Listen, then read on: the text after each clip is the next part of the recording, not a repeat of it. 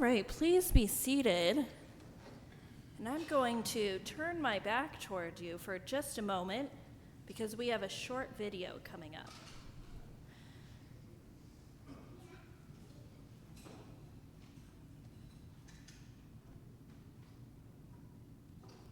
Religious affiliation. They're called the nuns, and they are now the country's largest religious group. So if people aren't going to church, then where are they turning for meaning? One answer? Wellness.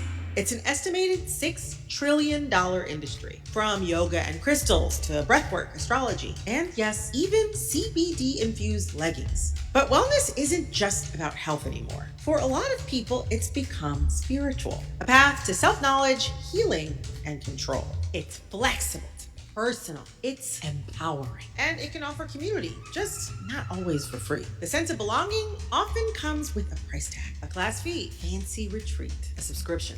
If you're anxious or in pain, the message isn't always lean on your community. It's do more, buy more, be better. I talked to Alyssa Bereznak, former wellness editor for the LA Times, and she said, you're investing in the companies or the organizations that sell these things as opposed to donating at church on a Sunday, and that money goes back into a community to sort of support the community. In wellness, the money flows toward businesses, not into the kind of mutual care that many religious spaces provide. For people who've lost faith in organized religion, wellness offers radical acceptance, and that can feel really good. But when grief or crisis hits, who's bringing the casseroles? I don't even eat casseroles.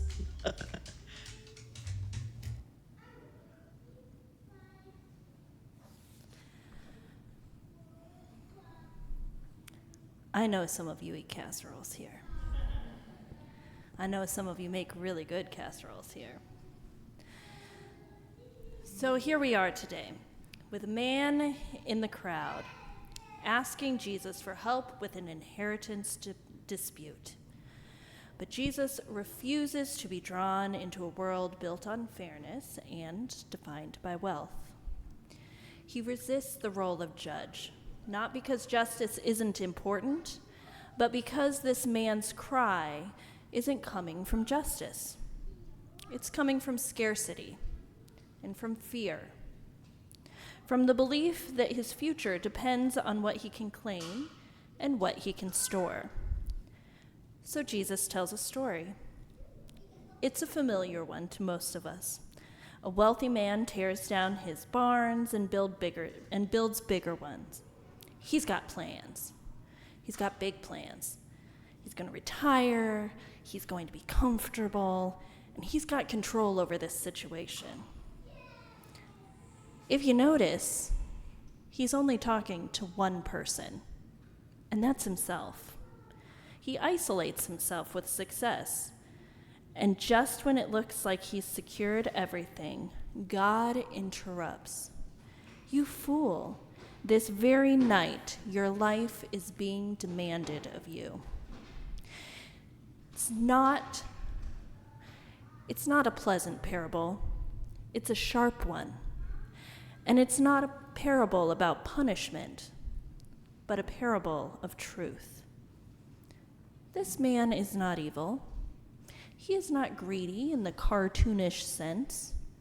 He's prudent, he's careful, and he's doing what our culture says he should do, right? Secure yourself, protect what is your own, and build a future that you can manage. If anything, he sounds like the tagline of our era, and maybe the tagline of this video: health is wealth. Today, health has become a commodity. You can buy it, you can upgrade it, you can even hoard it. Wellness is no longer just for care, but it's turned into a performance of worth. And if you can't afford the right supplements, the proper therapy, fitness classes, food systems, you get left behind. We're told, be your best self. But Jesus shows us something different. Our truest self doesn't emerge in isolation. It comes to us through relationship with others, with God, and with grace. And the man in the parable is alone. He stores up his version of security and wellness, but it is empty. He has no neighbor, and he has no connection with God. True wellness is never hoarded, and true wellness is always communal. The rich man's wealth isn't the problem. The problem is that he never asks what his wealth is for. His isolation, his self-talk, his storage, these are spiritual systems of a life that has no neighbor and no trust in God. Jesus interrupts all of this, not with a rebuke, but as Jesus does, with an invitation. Be rich toward God. That's a command to spiritualize our lives that's not a spiritual command to spiritualize our lives while ignoring our body. It's not a rejection of pleasure, of food, and of safety. In fact, it's the exact opposite. What Jesus is saying here is to trust the source. Stop trying to own what you were only meant to enjoy. Stop trying to control what was always meant to be shared. This is the liberating word of the gospel. Not, don't be rich, but more so, don't be fooled. Don't build your life on what death can steal. And don't store what should be poured out. And here's where we find ourselves, not in judgment, but in recognition. The barns that we build for ourselves, they're all the same, but they're all different, but our fears are all the same. We all want to be safe, and we all try to curate a safe life for ourselves and for our loved ones. But what if this call has nothing to do with safety? What if the call is freedom? What if the good news is that you don't have to secure your life? You just have to live it and enjoy it.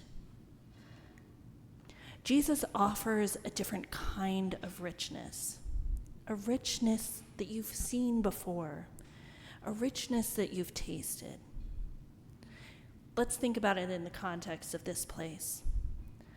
We've seen it in the child at VBS, and we will see it in the child at VBS this week, who will light up with joy when they hear that they are loved. In the casserole that shows up when someone is grieving, in rescued food repackaged in community for the St. Andrew's Market, in the way people in this church will stop everything to pray for somebody that they barely know. These are not acts of obligation, but they are glimpses of a life rich toward God. They are living sacraments of the gospel. It's not just words on the page, it's love made flesh. So what does Jesus want from us in this passage? Maybe no more barns. Maybe we let go of control. Maybe he just wants our trust, our joy. Maybe what's being demanded isn't fear, but it's presence. And maybe the only thing that we can count on in this life is not a plan and is not a product, but the God who is already with us, already loving us, and who is already enough. That's not a burden. That is liberation. And that is good news worth sharing.